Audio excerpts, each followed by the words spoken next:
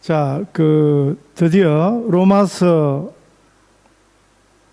2015년 10월 둘째 주일부터 제가 1장부터 로마서 설교를 주일마다 해왔는데 1년 3개월이 지났습니다. 드디어 로마서 마지막 장인 16장에 왔습니다. 이제 한 2주면 로마서 설교가 다 마쳐질 것 같죠? 그렇지는 않습니다. 이 16절 안에 묵상할 내용이 너무 많습니다. 아마 오늘 저와 함께 교독하시면서 이게 무슨 내용인가? 지금 낯선 이름들이 굉장히 많이 언급이 되는데 이 16장 전체에 언급되는 개인의 이름이 35명입니다. 이름만 35명, 그리고 또 나머지 사람들까지 치면 35명이 훨씬 넘습니다. 이 의미들을 가급적이면 좀 나누어 가지고 설명을 해 드리려고 합니다. 이 로마서라는 편지도 바울 서신 중에서 굉장히 중요한 의미가 있는 편지입니다. 그런데 바울이 이 편지를 마무리하면서 바울 서신이 지금 신약에 13개 나오는데요. 하나는 아직 정확하지 않습니다. 바울 것인지 바울 것이 아닌지. 이런 마지막에 바울이 편지를 마무리하면서 인사말을 넣습니다마는 이런 형태는 없습니다. 이렇게 35명의 이름을 하나하나 열거하면서 이렇게 인사를 마무리하는 그런 편지는 로마서가 유일합니다. 이 이름이 낯설기 때문에 이게 무슨 내용인가 하고 또 어려운 그런 생각이 들겠습니다만은 이 하나하나 잘 따져보면 굉장한 의미들이 담겨 있습니다. 이 16장 전체의 주제는 무엇인가? 이 16장의 내용을 하나로 묶는 한 가지 제목을 붙인다면 무엇이 될 것인가 하고 제가 생각을 해보았습니다. 그래서 만든 제목이 이것이 교회입니다. 이렇게 제목을 달게 되었습니다. 이 16장은 예수님의 교회가 무엇인지, 이 예수님 교회가 어떤 곳인지를 잘 보여주는 장이라 그렇게 말할 수 있겠습니다. 저는 이 로마서 16장을 몇 주간 설교해 가면서 이것이 교회입니다 하는 이 큰 주제로 본문의 내용을 설명해 가도록 하겠습니다. 이 로마서 16장에 언급이 되고 있는 그 개인의 구체적 이름만 35명이라 그랬습니다. 이분들은 사도 바울이 밝히고 있는 것처럼 바울의 사역에 아주 귀한 동력자들입니다. 단순히 뒤에서 후원하고 단순히 조금 도와주고 조력자, 협력자가 아니라 이들은 참으로 귀한 동력자라고 바울이 밝히고 있습니다. 로마서의 편지를 마무리하면서 바울은 이 귀한 동력자들의 이름을 한 사람씩 일일이 언급하고 있습니다. 이것이 교회입니다. 교회는 혼자 일하는 곳이 아닙니다. 작은 교회든 큰 교회든 우리가 함께 할 수 있는 사람들을 우리가 교회에서 주님이 함께 신앙생활하고 함께 교회를 섬길 수 있도록 복음을 위해서 함께 수고할 수 있도록 우리의 동력자들을 만나게 해주셨습니다.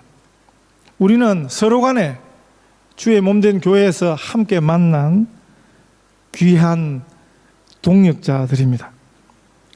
이 로마서 16장은 마지막 인사를 전하는 내용이기도 하지만, 그러나 인사 안부를 묻는 그 내용 이상이 여기 들어 있습니다. 여기 교회의 신비가 있습니다. 예수 그리스도의 교회의 신비입니다. 이 세상 어느 기관이나 모임과 구별되는 그런 신비함이, 비밀이 여기 들어 있습니다. 이 바울이 언급하는 동역자들 가운데는 집사도 있습니다. 부부도 있고요. 바울이 내 어머니라 할 만큼 나이 차이가 나는 분도 있고요. 15절까지에서 언급되는 27명 중에 10명은 여성들입니다. 젊은이도 있습니다. 노인도 있습니다. 자유인의 이름과 노예의 이름이 같이 나옵니다. 결혼한 부부의 이름도 나오고요. 독신이었던 성도의 이름도 나오고 있습니다. 학식이 굉장히 많은 사람의 이름도 언급되고 전혀 그렇지 못한 사람도 나오고 있습니다.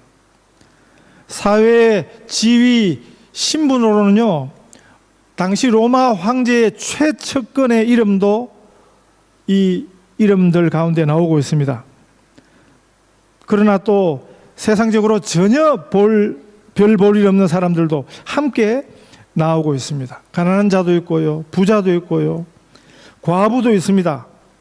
자매도 있습니다. 형제도 있습니다. 헬라인도 있고 로마 사람도 있고 유대인도 이 이름들 안에 함께 들어 있습니다. 이런 아주 다양한 분들이 예수님 안에서 하나가 되었다 하는 것을 알 수 있습니다. 이것을 보여줍니다. 그래서 이것이 교회입니다. 이런 놀라운 연합은 예수 그리스도의 교회라서 가능한 것입니다. 사람들이 모이는 곳에 사람들의 모임이, 그걸 들여다보면 그 모임에 무슨 공통 요소가 있습니다.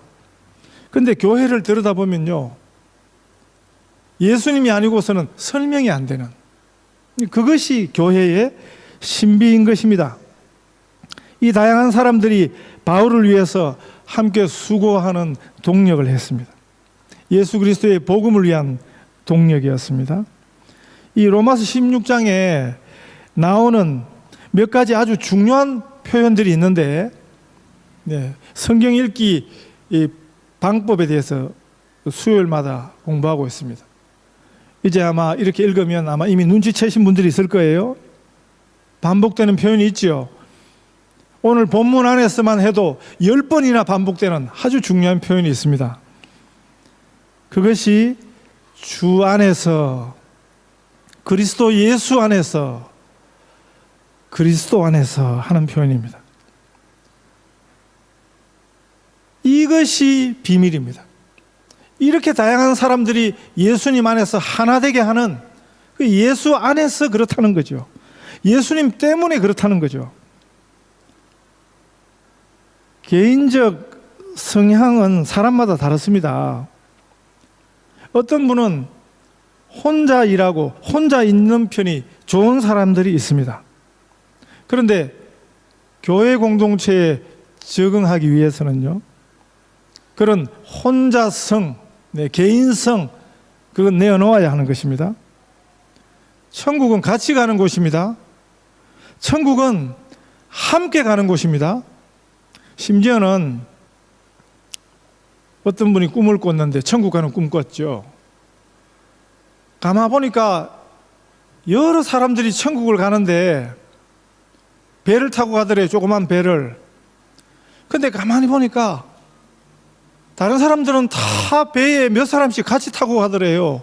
근데 자기만 혼자 가더래요.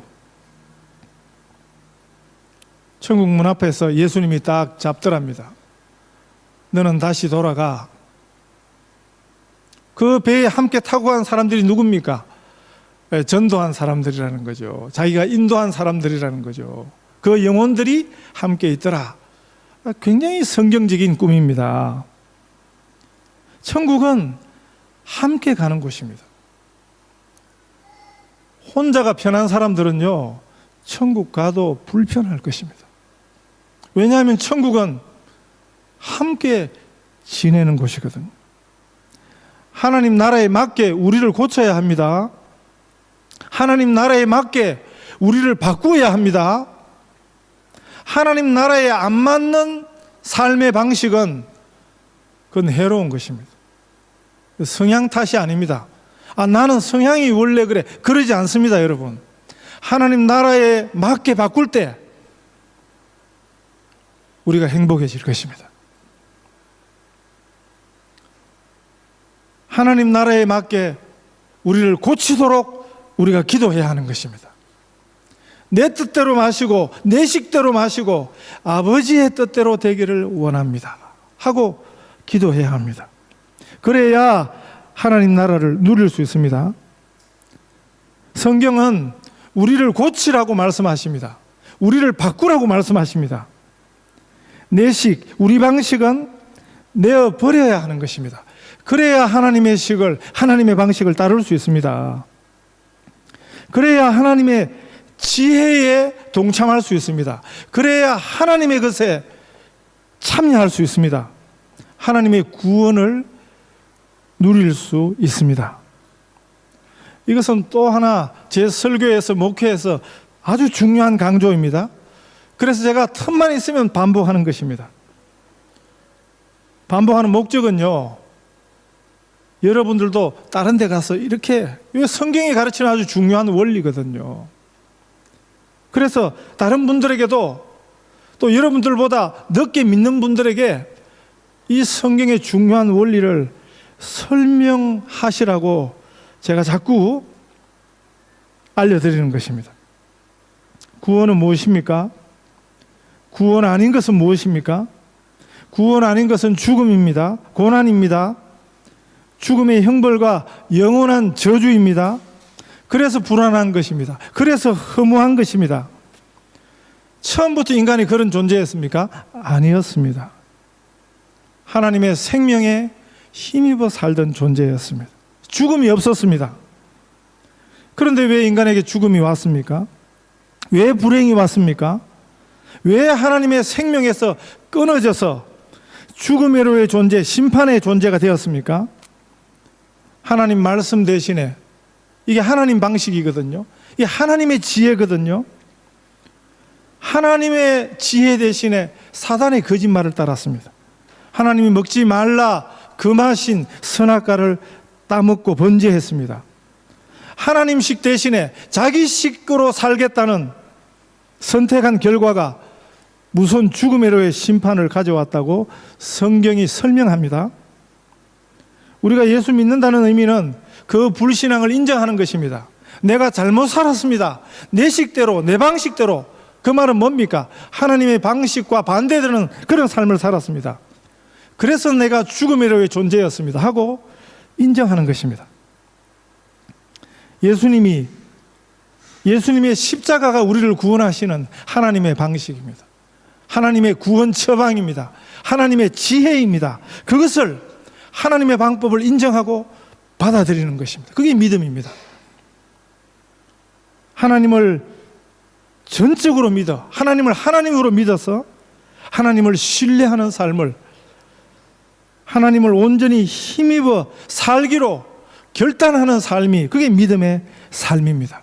그 믿음의 삶의 가장 중요한 내용은 내 식대로 살지 않겠습니다. 하나님의 말씀을 따라 살겠습니다. 하나님의 식대로 살겠습니다 하는 것입니다.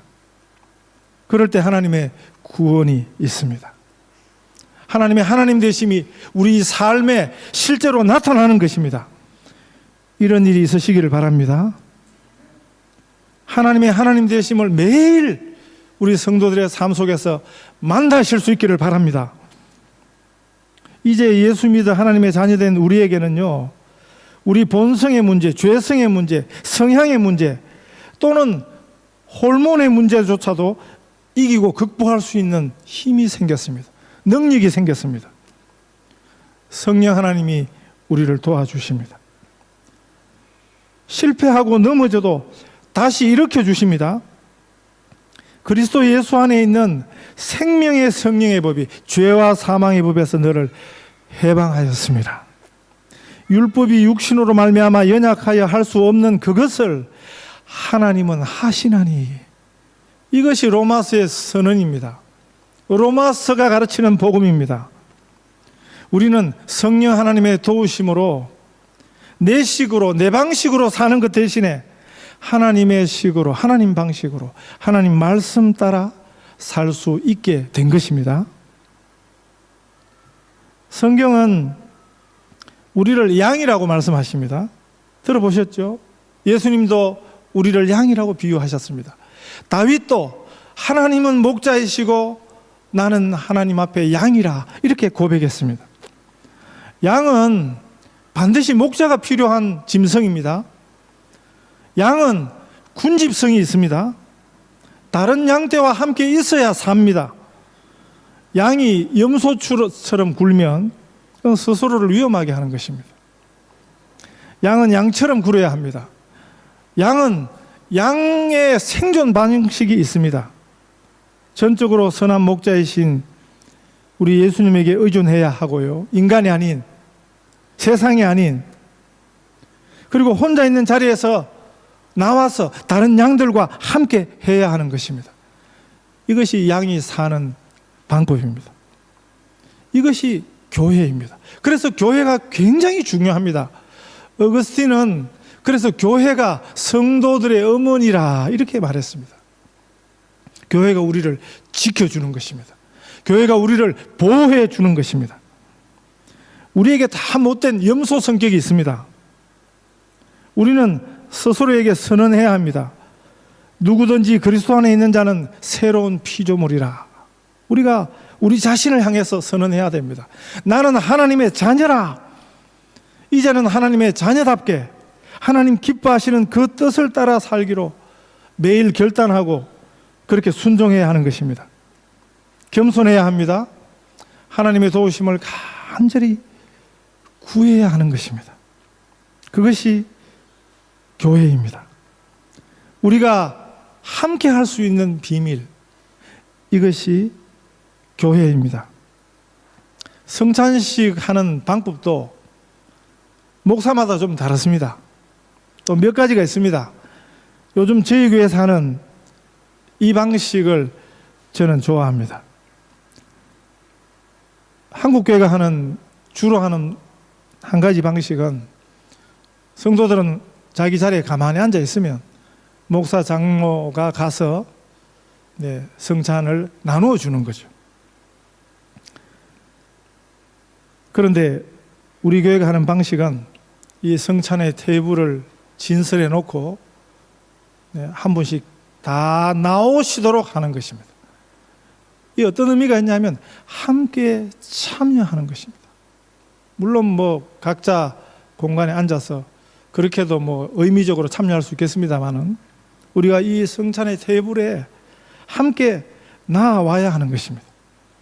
본인의 원래 성향이 어떠하든지 간에 주저하지 말고 주님이 베푸신 이 성찬대 앞으로 나와야 하는 것과 같습니다. 이것이 교회의 신비입니다. 아이들이 편식을 잘하죠.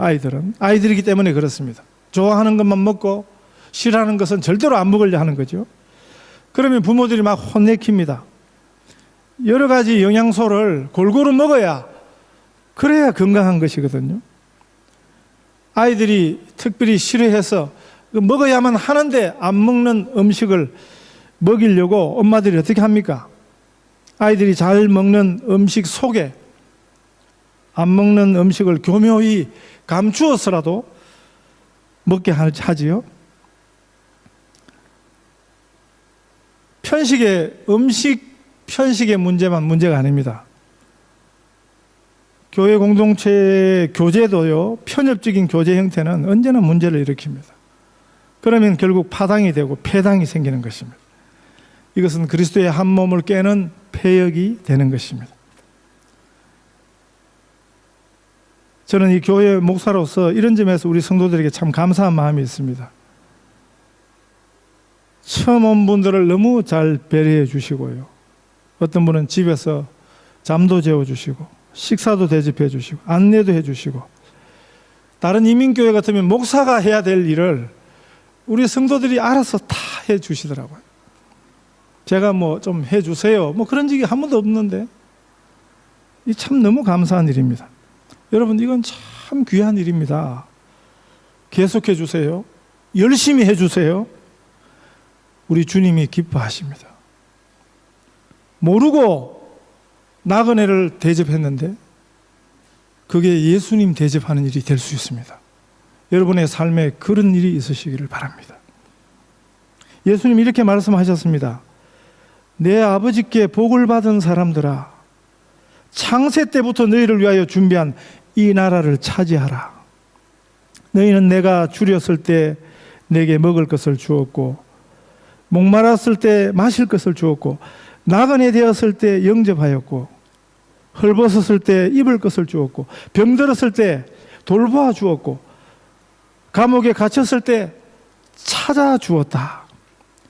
그때 의인들은 그에게 대답하여 말하기를, 주님, 우리가 언제 주께서 줄이신 것을 보고 잡수실 것을 드리고, 목마르신 것을 보고 마실 것을 드리고, 나그네 되신 것을 보고 영접하고, 헐벗으신 것을 보고 입을 것을 드리고, 언제 병드시거나 감옥에 갇히신 것을 보고 찾아갔습니까?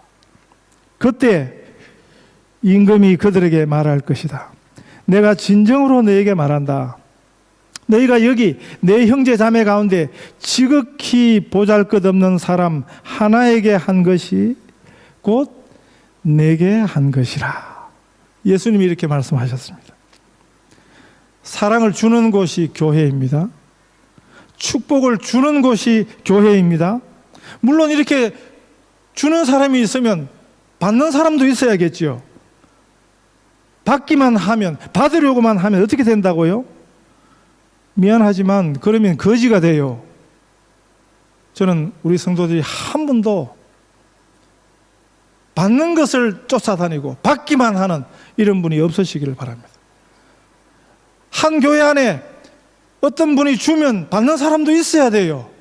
그러나 저는 바라기는 우리 성도들이 다 한 분도 예외 없이 나누어 주고 베풀고 축복하고 섬기고 그런 분이 되시기를 바랍니다.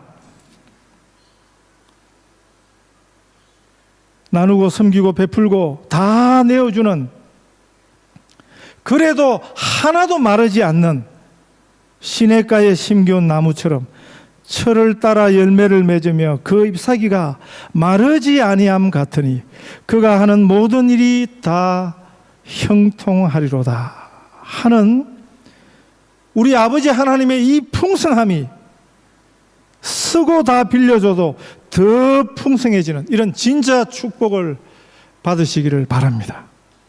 이것이 교회입니다.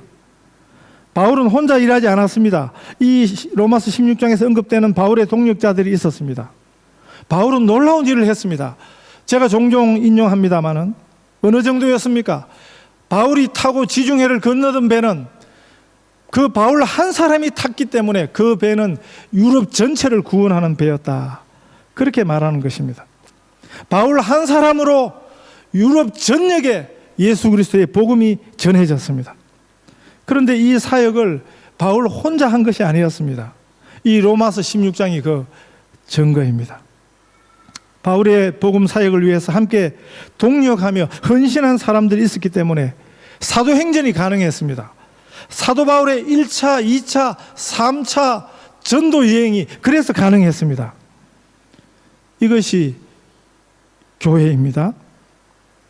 우리 그리스도인의 참된 배지는 사랑이라고 말씀드렸죠. 교회의 진정한 표식도 예수 그리스도의 사랑입니다. 우리가 먼저 받아서 내어주는 사랑입니다. 그런데 사랑하는 사람들끼리 모여서 사랑하면 그게 무슨 의미가 있겠습니까? 교회 밖에서도 그런 사랑은 한다고요. 요즘 한국서 우리를 밤마득해 하는 최씨 아줌마도 보니까 자기 딸은 그렇게 사랑해요. 자기 손자는 그렇게 사랑해요. 사랑할 수 없고 용서할 수 없는 사람들, 나와는 체질이 맞지 않고 분위기도 맞지 않는 사람들이라 할지라도 예수 그리스도의 이름으로 모여서 서로 떡을 떼며 사랑을 나누는 것, 이것이 진정한 예수님의 교회입니다. 사람들이 교회에 와서 하고 싶은 것은 일이 아니라 사랑입니다. 여기는 정말 하나님이 계시는구나 경험하고 싶은 것입니다. 우리 예수님의 참된 교회는 위로받고 용서받고 이해받고 정말 사랑할 수 있는 곳입니다. 몇 사람이 모여도 좋습니다. 마음을 같이 할 수 있는 곳, 같이 기도할 수 있는 곳, 같이 격려할 수 있는 곳에서 하나님과 입 맞추십시오. 말씀과 입 맞추고 성령님과 입 맞추는 거룩한 이런 입 맞춤을 할 수 있는 곳, 이것이 교회입니다. 우리 교회가 이런 교회 되기를 소원합니다. 이런 귀한 성도들 되시기를 축복합니다.